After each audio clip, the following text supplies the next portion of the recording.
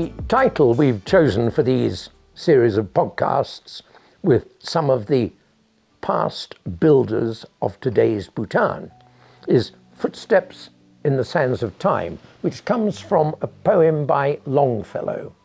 And what Longfellow is trying to say is that the footsteps that people leave in the sands of time can often act as the footsteps to guide future generations. And this is so true in Bhutan.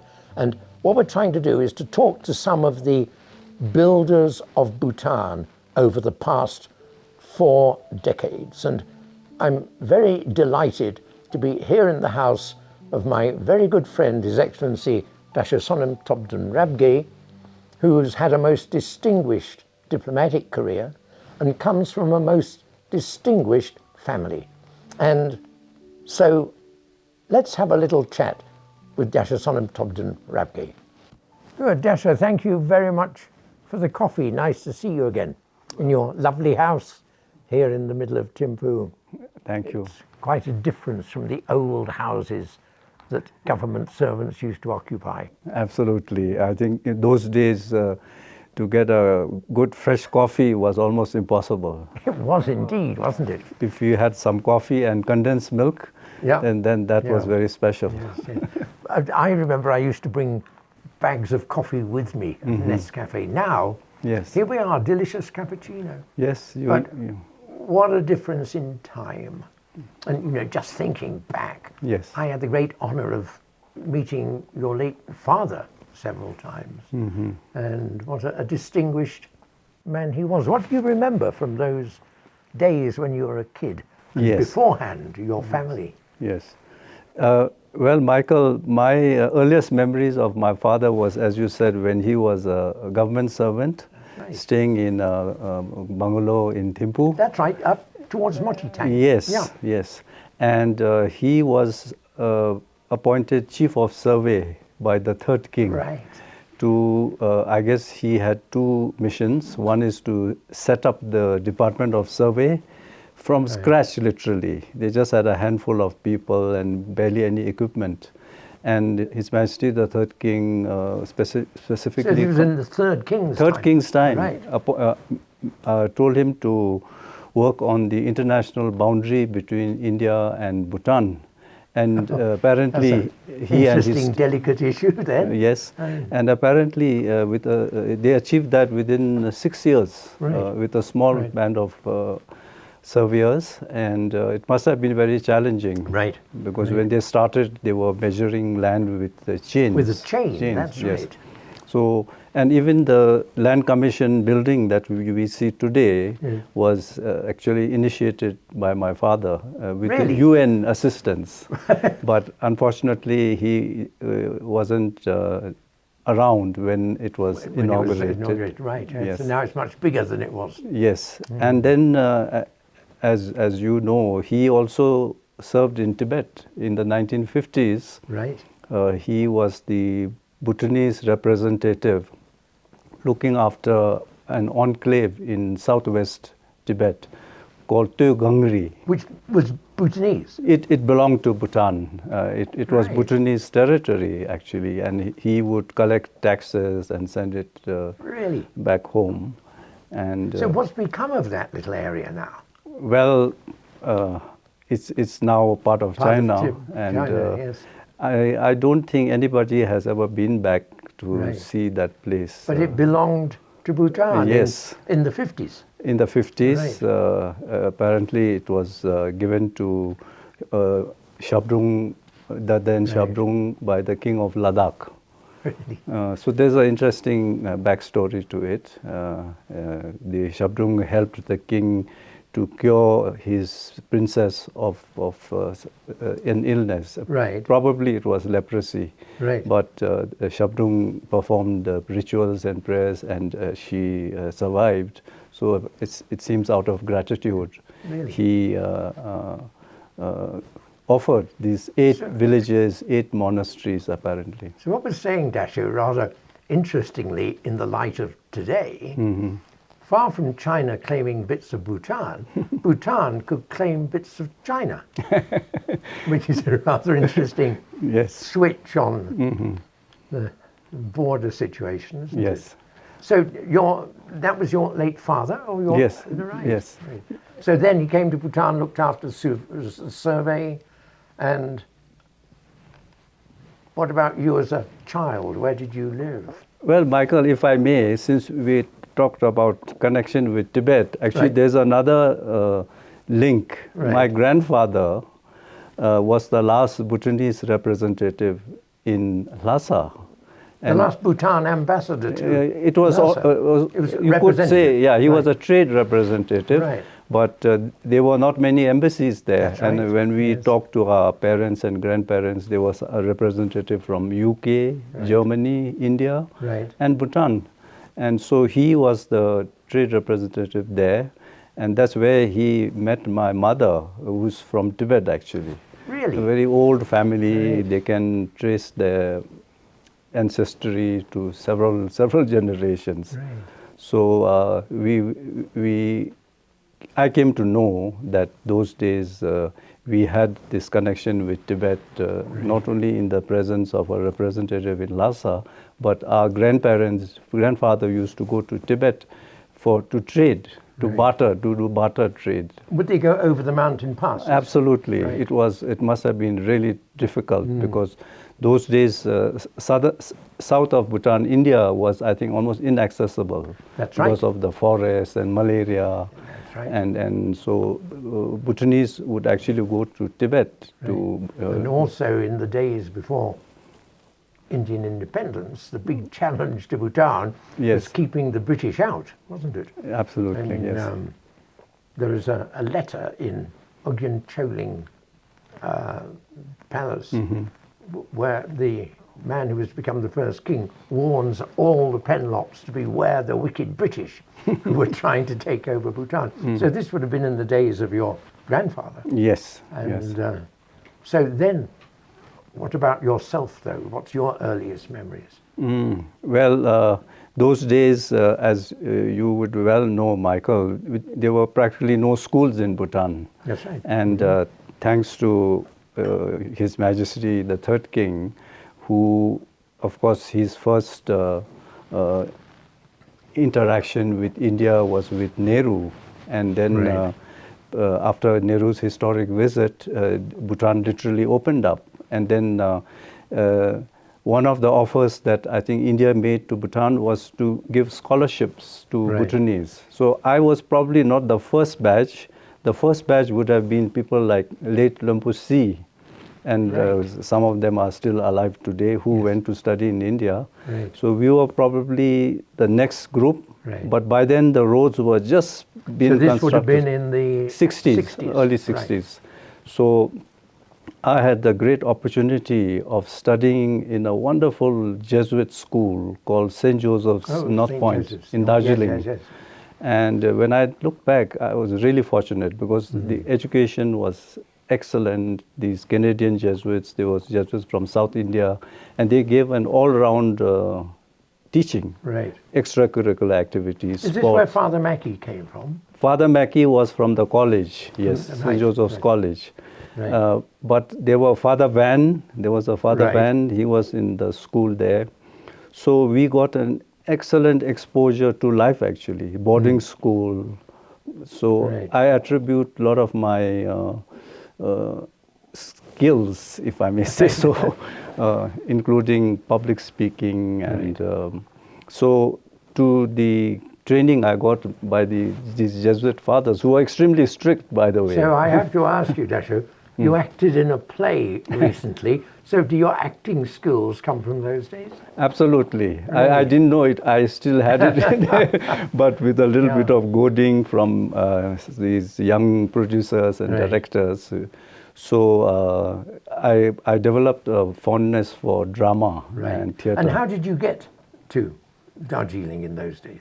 We would often get roadblocks. The roads were just being constructed by Indian laborers and Bhutanese, by the way.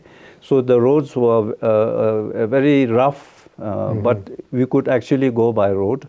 And then from Pinsoling, we had to go to Siliguri.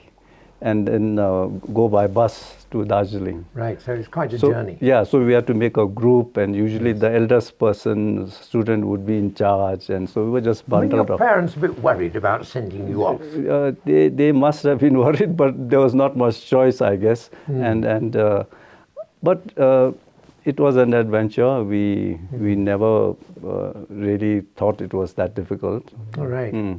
Where would you say that in your day, youngsters were more resilient than today, or not? I would think so. Actually, I think we were more resilient. We were a bit more used to the rough and tumble Yeah, a of bit life. of hardship. Yes, yes. And then, so you did what, up to class 12 in North Point? Those days was actually class 11, senior Cambridge. Oh, right. You know, some of the Yes, papers yes, came yes, from yes, England. yes, that's right. And so, yeah, we did class 11, then went to college, again scholarship, St. Stephen's College, Delhi University. Oh, right. Yeah. Yes, So yes. again, everything thanks to the government. You know, we just had to arrange the logistics from our train fare to stipend in the college. And this was the Bhutan government or the Indian government? Both? It was a partnership. Right, Yes, the Indian government gave it to the Bhutanese government, and the embassy in Delhi would supervise our stipends, and we would get something like 400 rupees a month. And 400 a month? Yes, and we could still manage, see some Hindi films, and you know, go to some discos sometimes if we had saved a little money. Good heavens. So, yeah. Well, there we are. There's a lesson for today, isn't it? You go to a disco on 400 a month. Now it will be, I think. It would be interesting to speculate what 400 a month then. So we're talking about the late 60s, the early 60s. 70s. By then it was early mid-70s. Right. Mid-70s. So I'm trying to think what 400 rupees would be equivalent to today. But Probably still, 10 it was times not more. very much. Not very much, yes. And so then, in St. Stephen's, what did you study? I did history honors at St. Stephen's College, and this, as you know, is one of the excellent institutes in India. Yes, and indeed. Many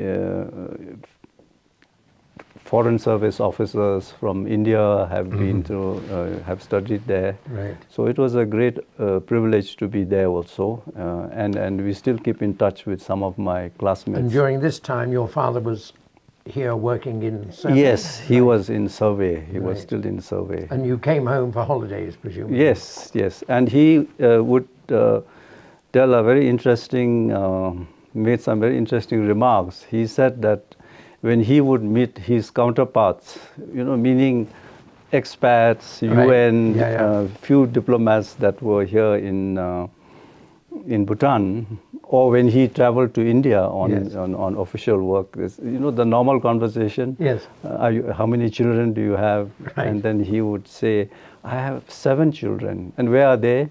Well, they're all in school. They're in Loreto Convent, Right. St. Joseph's, St. Right. Paul's. And they would say, oh my, you must be very wealthy, which was of course not the case. This again, scholarship. We're all on scholarship. Yes, yes. So he used to say, I'm very lucky because I have to feed you only 3 months in a year, which is the winter vacation. So we would come on winter vacation for 3 months. And he was in the civil service. Can you remember, or where you were, how big was the civil service in those days? Oh, it was very small. When I joined, by the time I joined in the late 70s, I think it was like 9,000, 8,000, if I'm not mistaken. But when my father joined, it would have been much smaller, That's right. much smaller. And even the expat community was very small. Tiny, There were UN people, India House, some UN consultants. And I remember my father was very active socially, something that I think I have imbibed, you know, because he enjoyed meeting people and as I say, I welcoming. met your father way back in the early 70s. Amazing. So, St. Stephen's College, graduated, then? Then after college, of course, the usual route was get a job. So at that time, the graduates were very small. The number, I think during my time, not more than 20. Really? And What a change. what a change. You know, in those days, there was a great demand for graduates. And we were actually literally being wooed, you know, every different ministries, departments saying, join them. So in those days, if you got a university degree, you were absolutely guaranteed a job in the civil service. Yes. In fact, the most sought after was the foreign service. Right. And so there was Was this some because competition. of travel? Or I guess, just the image? It's the image, The image, which if we talk about a little later, I can talk about the life of a diplomat. But yes, the image was that you could travel. And so, in fact, they needed two graduates. Right. And we were only 4 competing. So, dear. Yeah, yes. So again, I consider myself very lucky because as I told you, I studied in India, and I'm very keenly aware how competitive it is in India, and that way we Bhutanese are very lucky. I keep thinking and telling myself. So 2 got in, and then I joined the foreign ministry. Our minister was a remarkable person, Dawa. Right. Who he remains, doesn't he, the world's longest serving foreign minister. Yes. He's still in the Guinness Book of Records, though he passed away a decade and a half ago. Yes. He was a tough taskmaster, but I consider him a mentor because he taught us how to draft letters, how to write reports, speeches. You know, he would correct them, and I attribute another skill, the writing skill, making your own speeches, because of having worked with Dawa. And then I've seen him, discussing, negotiating with all different personalities. You know, and he had a very deep knowledge. Absolutely. I remember him once telling me all about the problems in the Ulfa Bodo issues. Right. And how he was saying to me that it was actually a far more dangerous situation than the India-Pakistan situation because not many people knew about it. Yes. It was never reported. That's true. And we've seen in later years how the Alpha Bodo problem became bigger. I think he was very far-sighted. Yes. And yes. So, Foreign Office, what did you do? Where did you get to? Well, when we joined those days, we were on like probation for 1 year. Then I served in the ministry for 5 years. Right. And then after that, I got my posting to New York. Oh. So as a young officer, we were posted in New York. So this would be late 70s, early 80s? It was in the early 80s. Early 80s, right. Yes. So it was a fantastic experience, you know, from a small foreign office, you know, with only experience the UN. here in Bhutan, dealing with a few projects, bilateral projects. And New York, as you know, is a multilateral. Oh, yes. Anything that happens around the world is discussed depending on the severity. So we could see all these discussions on these flashpoints, and then annual meeting. Of course, our foreign minister would attend the UN General Assembly. Right. So we got to understand the workings of the, you know. And so, given Bhutan was very, very tiny, and the UN is very, very big. Yes. How did Bhutan fit into the UN? That's a very good point, Michael. As a small country with very little clout, as it were, to fit in and to be able to have a voice, we have to have join these groups. There were these various groups, and at that time, which now no longer the case, this was the non-aligned movement, which was started by Nehru and Sukarno and these great luminaries. It was actually to have a voice and weightage in the That's right. multilateral system. So Bhutan was a member of non-aligned movement, and we were quite active actually. We would speak up on issues, and then of course there was this group. It was called Group of 77. Similar to non-aligned movement, mostly developing countries. Not the same as the Gang of Four. No. The Group of 77. Yes, so they would focus on economic issues. Right. And then we have a SAC, Regional Cooperation for South Asia. So sometimes we put our forces together there. And because in the UN, at the end of the day, most of the issues are decided by voting. That's right. On a resolution. Yeah. So numbers are important. And of course, the vote of Bhutan was equal Oh yes. in weight to Yes. the vote of the United States of America, Absolutely. which was sometimes very difficult for people to understand. Yes.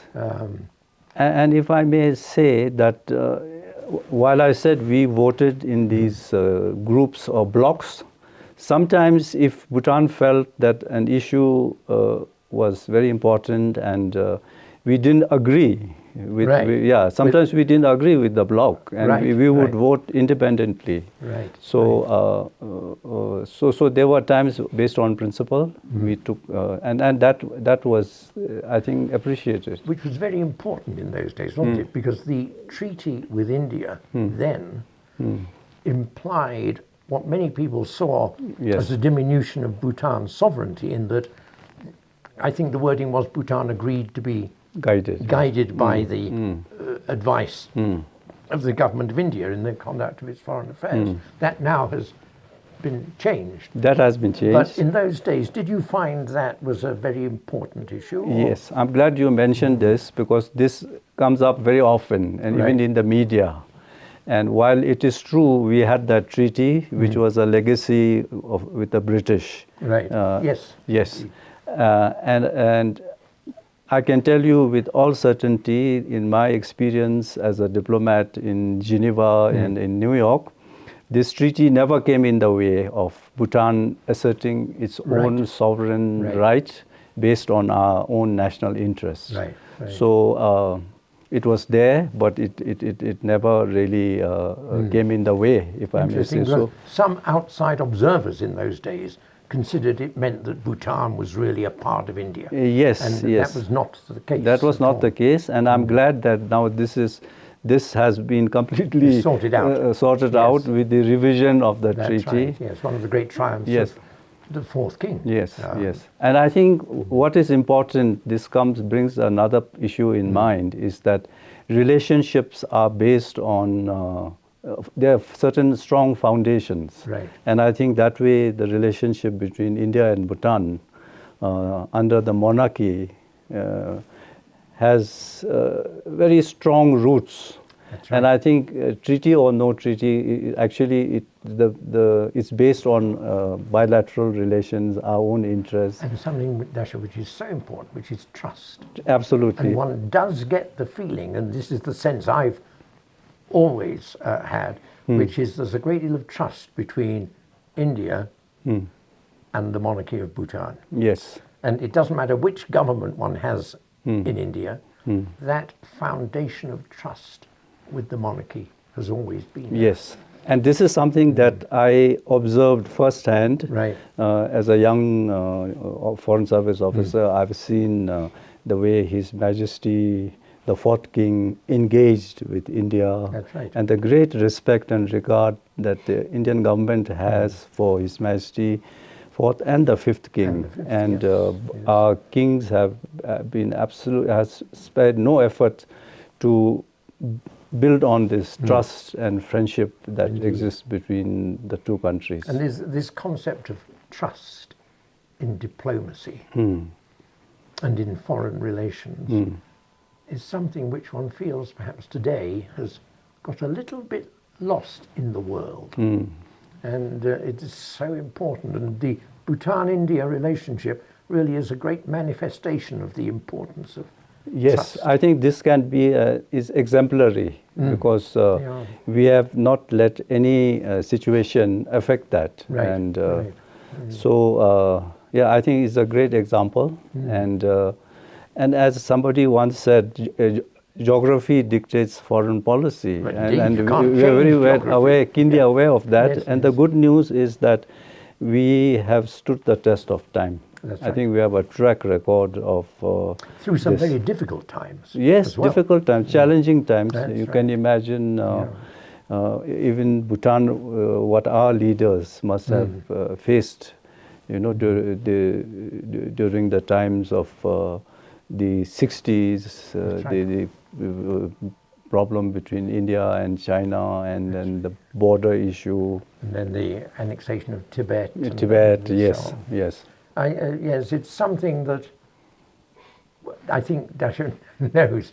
I always feel there should be more emphasis on recent years in the history curriculum than on which Penlop had a battle with which Penlop in 17 something or another. Because I feel the last 50 years of Bhutan's development have been so crucial and so interesting and so many challenges to be met.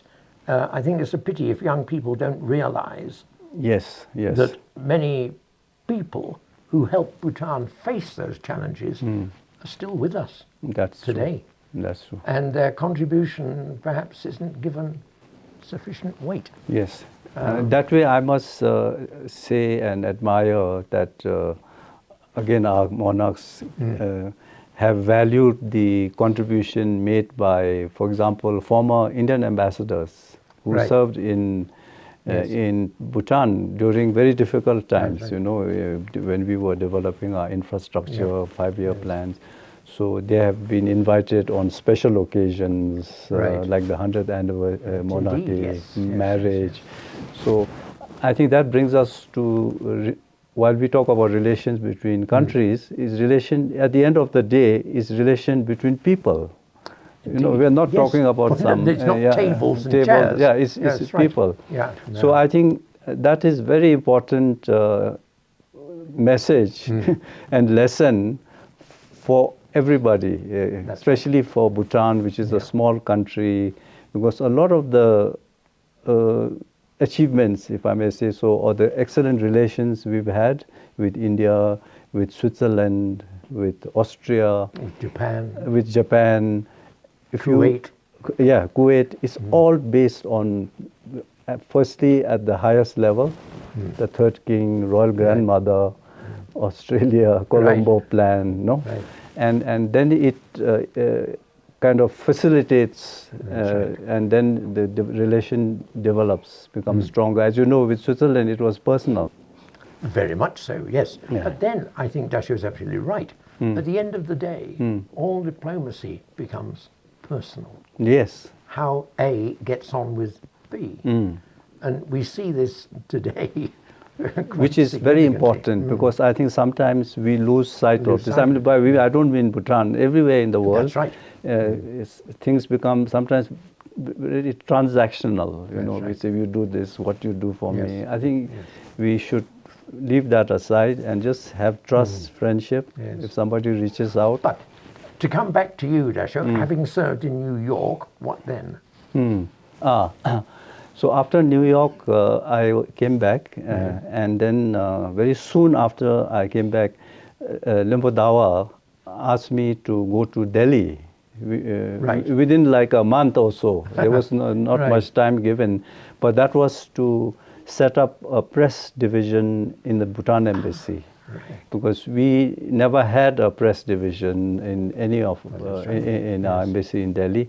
So I set up the press division in Delhi, and I stayed on for 7 years, which is very long. Long time, bit long. Mind you, General V has exceeded that Yes. now, but certainly in those days that was a long time. Yes. So, but that was another fantastic opportunity, Right. and to see up close. His Majesty, the fourth king, visited 7 times during that 7 years that I was there, on various matters. Some were official state visit, but again there I could see and learn the importance of our relations between India and Bhutan, and I could see the tangible results. So yes, Delhi 7 years, and then, yeah. And then? And then I came back to headquarters, served Right. for a while, and then I was appointed as ambassador to Kuwait by His Kuwait. Majesty the Fourth King. Right. Yes, so that was my A first. lot of people ask me, Dasho, when especially foreigners ask me what embassies are there in Bhutan, and I say, well, there's India, and there's Bangladesh, and there's Kuwait. They say, oh, why Kuwait? Well, how did the Kuwait embassy arise? Yes. Again, that is very personal. How it started was, as I mentioned to you, Michael, the non-aligned movement was very active, very dynamic, very powerful. So at all the non-aligned summits, His Majesty the Fourth King would attend. Right. And so naturally, during these summits, the Amir, the ruler of Kuwait would be there. And not surprisingly, His Majesty's charm, personality, and intelligence got the attention, I guess, of the Amir of Kuwait. And actually, it was Kuwait which said, let's have diplomatic relations. And and they made the gesture, and then that's how the diplomatic so again, relations. We're talking about personal relationships. Yes, and then that personal relationship evolved, and we started off as a consul general. It was not an embassy, and then we actually benefited from Kuwait. They have this Kuwait Fund, Kuwait Development Fund. It's something like the IDA, International Development Assistance Wing of the World Bank, where they give soft loans. It's almost like grant, you know, 10 years grace period, few minimal interest. So we availed that. I think they did, our trade people and Kuwaitis looked into the possibilities of trade, but it didn't pan out because it's too far.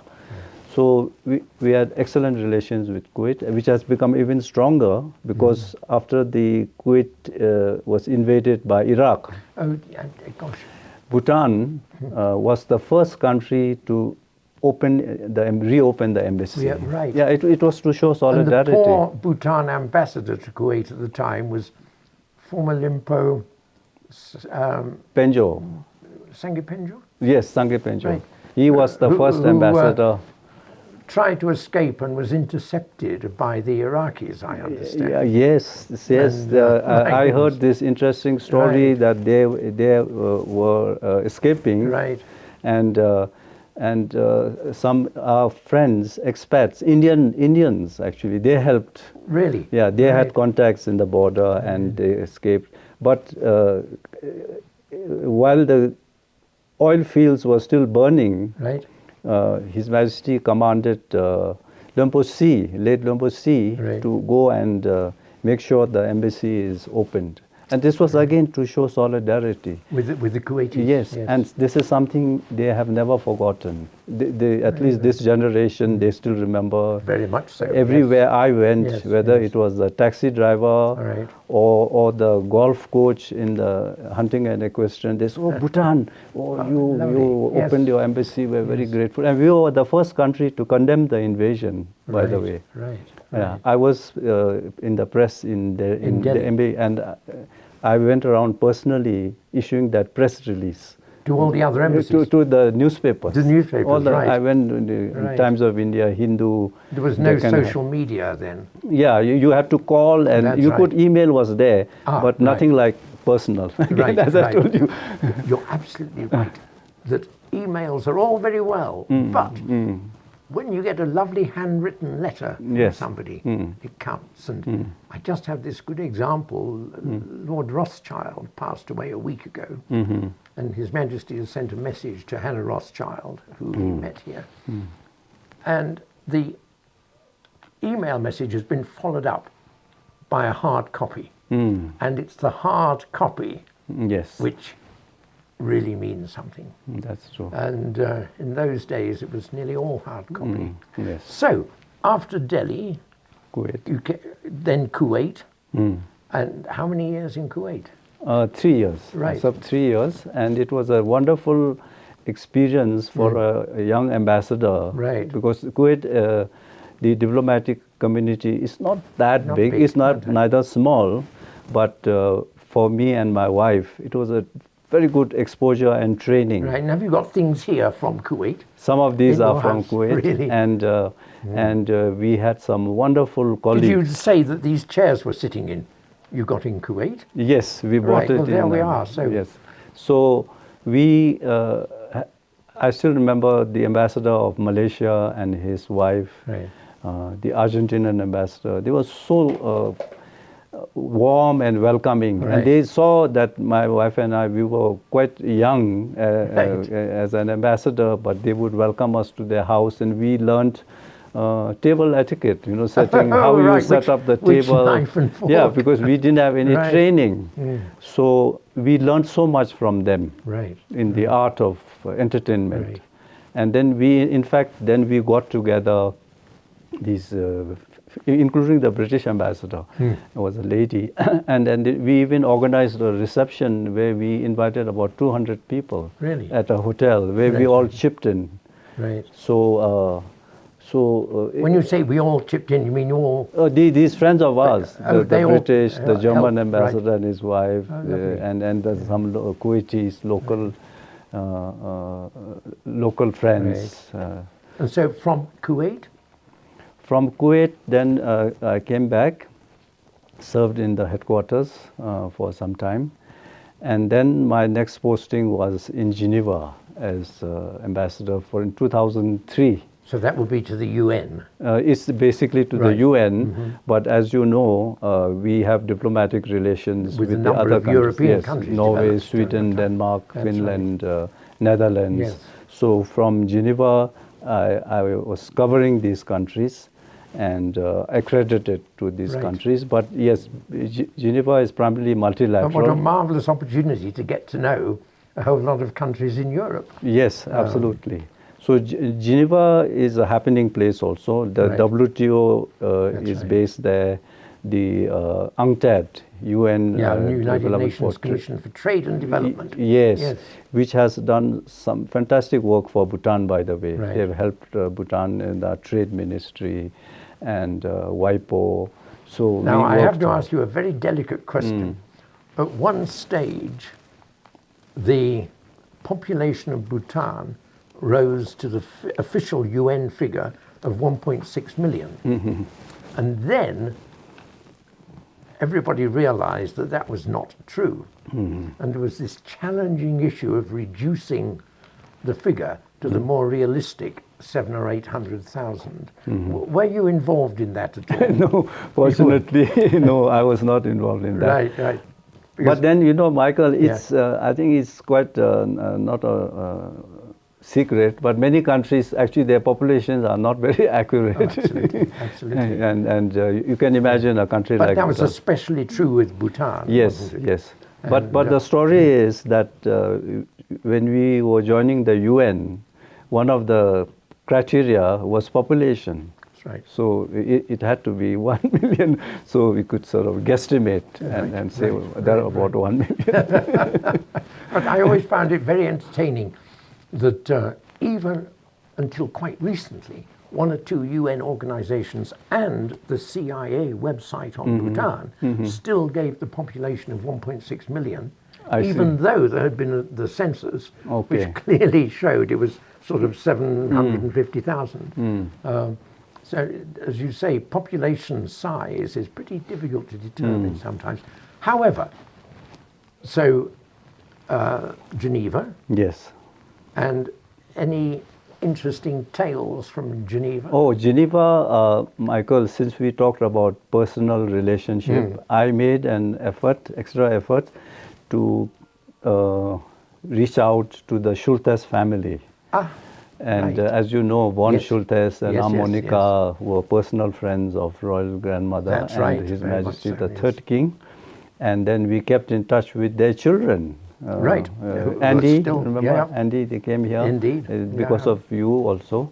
And I visited their castle in Zurich. Right. And they had a lot of these Bhutanese furniture. Right. And Bhutanese That's right. decoration. So it was wonderful to actually meet these people who were The responsible. connection between Fritz von Schultes yeah. and the third king was very, very strong. Yes, and Very then it strong. evolved into the Swiss-Bhutan cooperation. That's right, And at indeed. one time, Bhutan was the largest development partner for the Helvetas. Yes, the Swiss and I was delighted 2 weeks ago to have up for coffee Ernst Reinhardt, who was the old Helvetas representative Yes, in those early days. Yes, so the people like Ernst Reinhardt, Werner Kulling, Yes, that's right. you know, these are people who made it happen actually. That's right. So That's right. I always believe that we must keep in touch with them, and now they're children actually, the younger generation. That's I right. hope, I mean, if they ever call up and they're in Bhutan, I'll be more than happy to meet them, Lovely. invite them. Yes, I think those sorts of old relationships are really very important for Bhutan. But Geneva and the UN, Yes. and after that, After Geneva, again I came back. Right. So by then, the democracy was in place, parliamentary democracy. Oh, right. So this Yeah. is what, 15 years Yes, ago? so see 16 some years. changes back Right. in the government also, but I had the I'm not opportunity. going to ask you what sort of changes, because that's a very interesting, totally different topic. Yes, But yes. certainly that was a watershed moment, wasn't it? The coming yes. of Yes. constitutional monarchy and Yes, and democracy. during my previous postings, our diplomatic friends and the UN and even UNHCR and all these institutions were very interested in knowing about the transition to democracy, and I was very happy and proud to mention how it evolved at the initiative of our great fourth king. And then they would be very amused when I mentioned about the mock elections that we had. Has Dasho seen the film The Monk and the Gun? No, I'm not yet. Well, you really must, because Okay. that talks about the mock election quite humorously. Yes, but then I would narrate this story, and they would be very amused and surprised. And then I said, look, at the end of the day, this was to get a sense of how the logistics would be worked out, and they have no idea how difficult, challenging it is to take voting machines to Laya Lingji. Yes, indeed. Yeah, and now it's a bit easier. You can take it by helicopter. Now you can do it by chopper. Then we didn't have any helicopters. Yes. So then a few years here in Thimphu, and then I was appointed as ambassador to Bangladesh, which was my last posting. Right. Where I served for, again, now 3 years. And if I remember rightly, Bhutan was the first country to recognize Bangladesh. Yes, absolutely. Again, this another brilliant initiative by the third king, Right. Showing solidarity with the government and people of Bangladesh, and being the first country in the world to recognize its independence. That's yes, right. I met some former Bangladeshi fighters, liberation fighters, very senior people with all these medals, and they said when they heard it, in fact Sheikh Hasina told me that I think she was in England. Her father was the... Her father was... I've forgotten his name, but... Sheikh Mujibur Rahman. That's right, he was more or less the founder of Bangladesh. Yes, founding. And when Bhutan recognized that they heard it on the radio, Sheikh Hasina and others. Heard it in London, and imagine it was such a moral boost for them. Right. So again, something they never forget, and even the ordinary people, rickshaw-wallahs also, some of them remember, oh, Bhutan, you are the first country. So what people, perhaps the younger generation, don't really appreciate is that Bhutan has benefited from very strong regional relationships. Yes. And that those regional relationships are so strong because they were built on personal connections. Yes. And personal trust. Yes. And I think that is a great lesson for Bhutan to remember. So to this day, even during my posting in Bangladesh, because of the gesture that Bhutan made, and by the way, His Majesty the fourth king had visited Bangladesh about 3 or 4 times at his level. Can you imagine? To show solidarity with Bangladesh government. And so that has created so much goodwill for Bhutan. And whatever we ask Bangladesh, they say yes. In fact, sometimes I used to as we see caution. with the recent developments about seaport access. Oh yeah, they have given us access to all their seaports and even an airfield. And they've given us duty-free access. That's right. Before I joined, 18 products, completely no duty. We can just send it there and sell it. And then later on, before I left, we were requesting for 16 more products, duty-free, which they gave. So why? Because so much goodwill and appreciation at the highest level. So Sheikh Hasina is very fond of His Majesty, the fifth king. She says he's like my son. And so there's a great warm, affectionate relationship. So, the little theme we've chosen for these podcasts is footsteps in the sands of time. And what we're really trying to say is that the footsteps left in the sands of time by earlier generations are the footsteps which can guide future generations into how we're going to progress in future times. The future doesn't exist in isolation. One has to think of the past. And the sorts of personal relationships that have been built up in Dasho's time and in Dasho's father's time and grandfather's time are the footsteps which today can help inform how we're going to get on in the future. The past is quite important. Absolutely. Very grateful. Thanks for the coffee. And My pleasure. I've nearly finished. I hope you're going to provide a second cup. A hot, warm, fresh coffee. Very nice to talk to you in your distinguished career and your distinguished family.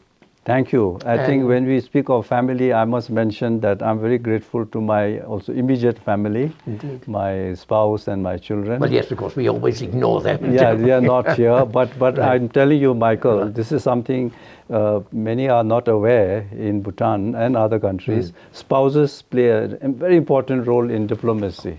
Absolutely. And very, very true. Tommy Ko, the great Singaporean former ambassador, used to say his wife is his secret weapon because she would have such good contacts with the ladies in Washington. So we can do that also, and this has been possible in my postings also. Very good. They have their own activities. Congratulations. I'm sorry your wife isn't here because I feel we should actually have a little conversation with her too to get her take on all your postings. But thank you very much indeed. My pleasure, Michael. It's always a pleasure. We've been very fortunate to know each other quite a long time. And as I say, I had the great privilege of knowing your late father too. So it's been especially nice. And thank you. Thank you again for entertaining us in your home. Now, last question. Have you got 1 or 2 photos of your life that we can have a quick look at?